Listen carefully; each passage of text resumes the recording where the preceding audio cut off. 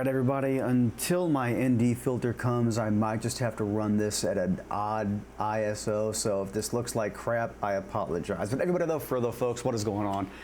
My name is Terry. Welcome back to the channel. Hope you guys and gals are all doing fantastic out there. So I told you guys and gals I would tell you all this story, and that's exactly what this here is. Now, as you all know, a few months or so ago, I got formally diagnosed by my doctor with a condition called AFib.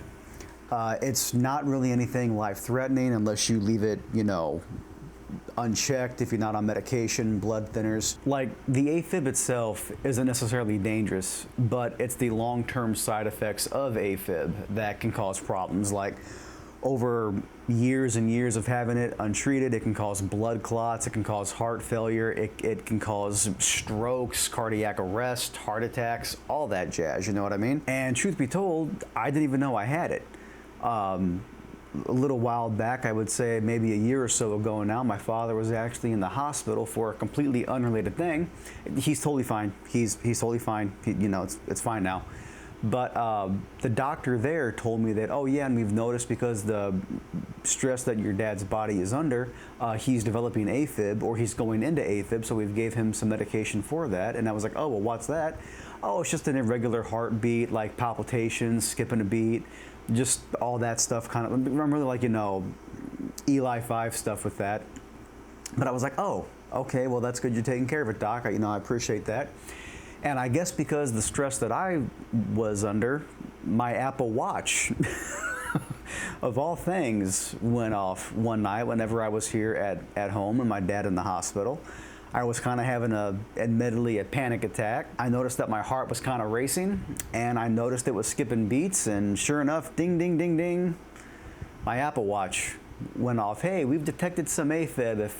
If you already know about it, don't worry about it, but if not, definitely contact your doctor. And I thought, what? That's what they said my dad had, but whatever. So granted, I was a little stressed, and went off a few more times when he was in the hospital, went off a few more times in the weeks of him coming home. And that's when I thought, you know what, I've been looking this stuff up. And if it's as dangerous, if left untreated, as what these articles say it is, I'm gonna definitely get this thing treated. So I went to my doctor, and the first thing that came out of his mouth was, Terry, you're only 35. You're way too young to have AFib, but the EKG we just had you do here, you're in AFib right now. So we are going to immediately put you on a blood thinner. He put me on Eliquis, which is nice because that is a blood thinner that you don't actually have to get checked with. Like normally, my dad, he's actually on warfarin, and whenever he was first put on that, he had to go get an INR, a little finger prick blood test done once a week, and then as long as it's stable, you go from once a week to every 2 weeks to every 3 weeks to every month.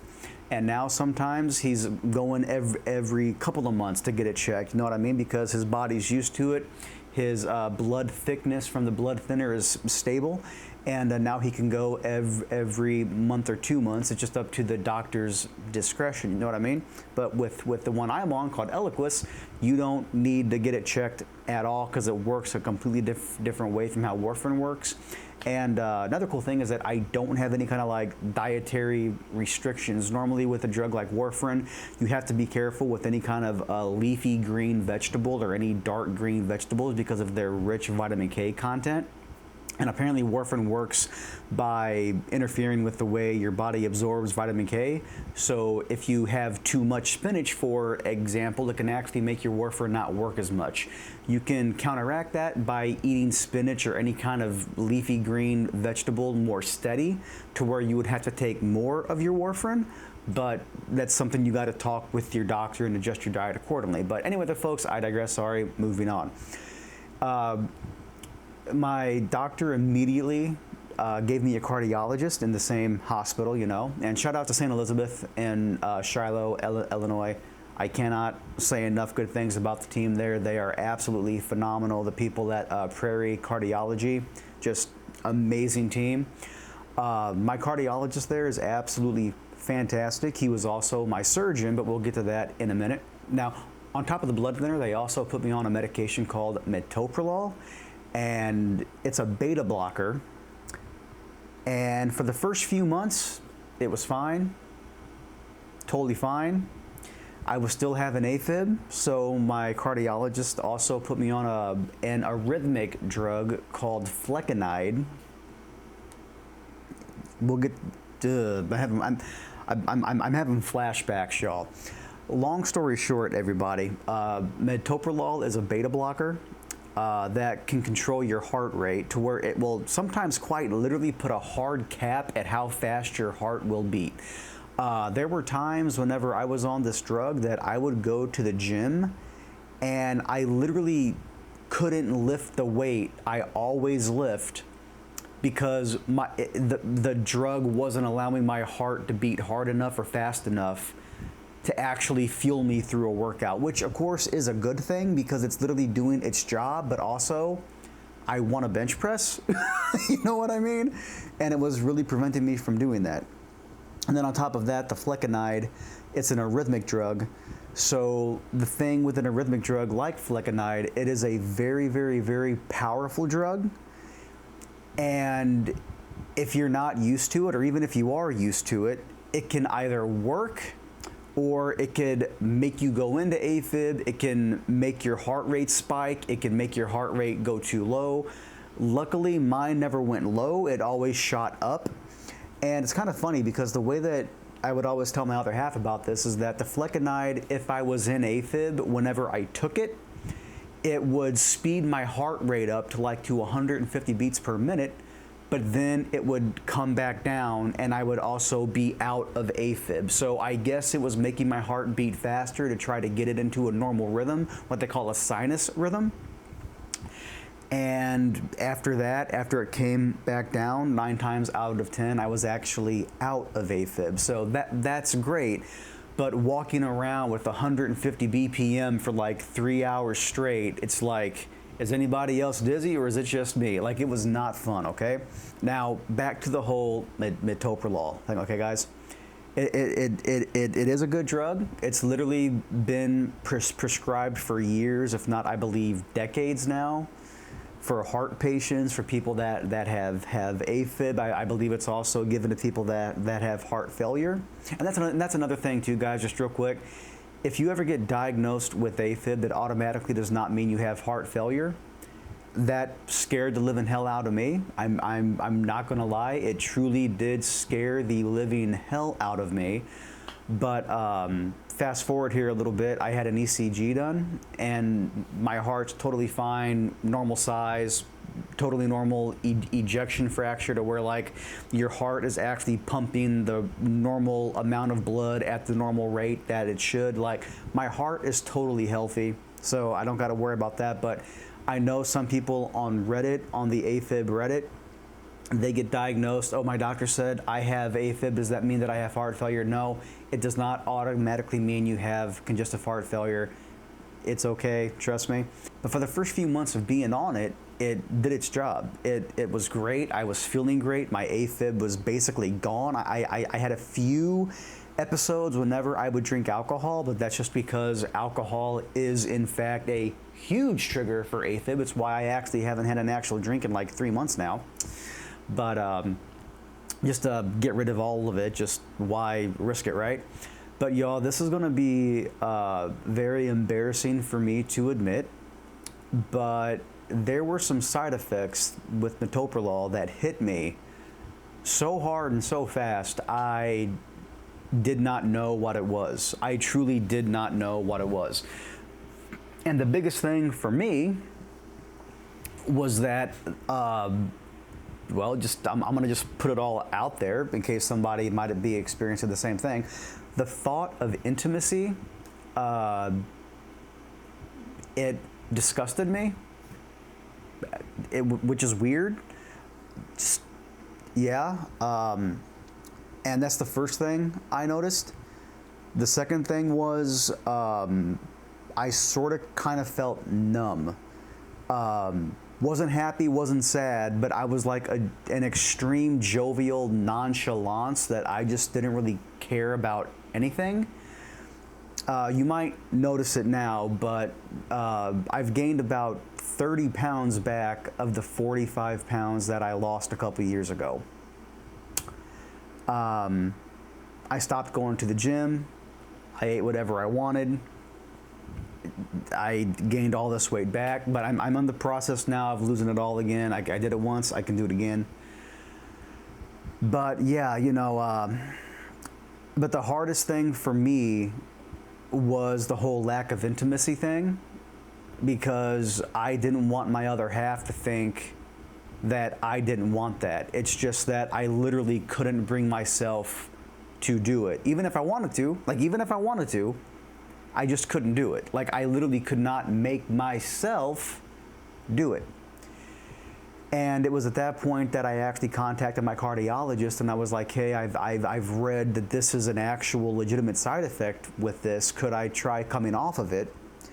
And he said, yeah, it's totally fine. He said, you don't even really have to worry about tapering yourself off of it. Just take yourself off of it and see what happens. And I'm happy to report I've been off of it for like, I think 3 or 4 months now, and I'm totally fine. My interests are all coming back, including what I mentioned previously, and I truly am feeling like my old self. But what I really did want to talk about in this video, besides all of that stuff there, was the procedure I had a couple weeks ago. Actually last month now. It's been almost a full month. And that is my pulse field ablation that I got for my AFib. And folks, I'm happy to announce that I have not had AFib, not even a flutter, not even a skipped beat for over a month now. Technically a little bit over a month, but it's been great, y'all. It's been absolutely amazing. I'm feeling I'm feeling better than I did months ago, if not years ago. Like, I feel like I'm back in my teens. You know what I mean? It made me realize how much my AFib was affecting me, even if I wasn't actively having AFib symptoms. You know what I mean? I was always tired. I was always irritable. I always sort of kind of felt a little lethargic, in the sense that I was always some form of being lightheaded. Like, I feel so much better. And the first time I went to my cardiologist, whenever I first met the guy, he actually recommended it, because he said, Terry, you are so young and you just were diagnosed with AFib. I think a pulse field ablation would set you up to put you back where you want to be.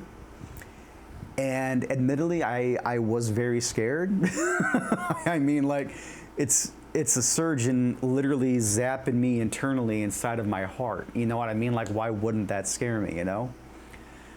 But I went back for a follow-up in February of this year, and I said, you know what? Put me down. Let's do this. I want to live a normal life. And then last month on the 8th is when I had my pulse field ablation. Now, normally for an ablation, like, I'm really not knowledgeable on any of what I'm about to talk about. I just know based off what I was told and what little I looked up myself here, okay?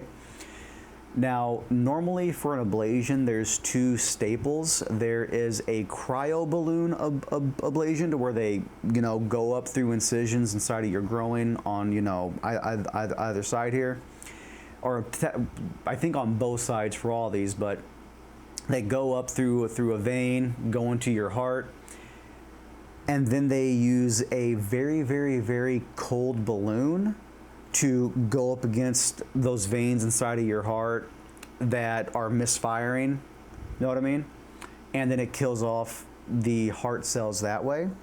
You have another one that is a radio frequency ablation that uses, again, radio waves to emit a ton of heat, like blistering heat, to do the same thing, to where it will kill off those heart cells. But unfortunately, the 2 biggest things with those is that they can damage surrounding tissue, like your esophagus, and for the life of me, I cannot remember it, but I believe it is the literal nerve that controls your breathing. That can be damaged too. that's not obviously not good. You know what I mean? But the cool thing with pulse field ablation, though, is that they use little bursts of electricity. I think it's 2-second bursts whenever they go to zap you, right? And what's great about this is that it's very tissue selective, to where it literally only affects the tissue that is being zapped. There is little to no risk of esophageal damage, that nerve damage, nothing at all. So I said, again, doc, you know what? Admittedly, I am very scared, but let's do it. So I get there at the hospital at around 9:30. I'm prepped by 11, and I am back in the OR by 12:30. And you know, they had to put these ridiculously cold patches all over me. They were sensors, because what it is, guys, is that with pulse field ablation, whenever they have you laying on the table before the operation, those sensors, they literally stick to your back, to my chest. They are in real time doing a complete 3D model of my heart, which is ridiculously cool. Like, I literally saw it happening as I was laying there. It was so cool. It was literally the coolest thing I have ever seen before in my life. Like, for the first time ever, I was able to look on a screen and say, wow, that's actually my heart. Cool, okay. And then she said, you're gonna feel some spicy stuff going into your IV. I said a little prayer, and the next thing I knew, I woke up in the same room for recovery that they wheeled me into to prep me. And admittedly, my mouth, whenever I first woke up, was extremely dry, because there is a drug that apparently they have to give you to induce AFib so they can actually see where it is. Like in your case, individually, specifically for you, you know what I mean? Because everybody's AFib is different. It's not the same thing for everyone. It's not a one-size-fits-all kind of procedure, you know? So they gave me a drug to induce AFib, and apparently one of the side effects of that drug is that it gives you the worst case of cotton mouth you will probably ever feel in your entire life. Like, you think going out on your college nights, getting sick, and the next morning having that dry, no. I'm pretty sure that the Sahara Desert has more water than my mouth felt like it did at the time. You know, like I could not get enough water, you know? And then, of course, they actually did have to intubate me, so they actually had to fully put me asleep. So my throat was a little sore from the tube, but that's normal. It happens. Totally fine, right? But the thing that I had some people ask me about was the incision sites in my groin here. And they did one on each side. One admittedly was a little bit bigger for the actual catheter that they use for the actual procedure. But the thing is, though, fam, is that because the catheters that they have to use for pulse field ablation, they're actually a little bit smaller than your normal ablation type of catheter, right? So yeah, the incisions were still there, but they were really small. Like, it literally looked like my cat scratched me. I'm not kidding. Like, that's how small the actual incisions were, right? And that was the only thing that was really sore. I read online that whenever some people wake up from having an ablation, including a pulse field ablation, that they have some really, you know, tightness in their chest. It's hard to breathe. It feels like they got kicked by a horse, like dead center in their chest. And this is, again, it's an individual, you know, case-by-case thing, but I didn't have any of that. It was a little sore whenever I took a big, deep breath in, but that's normal. It can happen, and that's all I had. My incision sites were ridiculously sore. They were very, very, very sore. But that soreness went away after about day 5. And I took the bandages off on day 4. And of course I had to change them periodically here at home. And but it really wasn't anything bad at all. And now I'm almost a full month out. My follow-up procedure is quite literally next Tuesday, so in exactly 1 month. And I have no pain. I have no chest discomfort. Admittedly, my blood pressure is running a little high right now, but from what I've been told and from what I've read, that is actually normal because that's just a part of my heart healing. It's literally learning how to beat properly again without those affected heart sites, whatever they're called, like the heart cells that were misfiring. And your blood pressure can naturally be a little bit increased because of that. So they're not concerned about that at all. So that's great.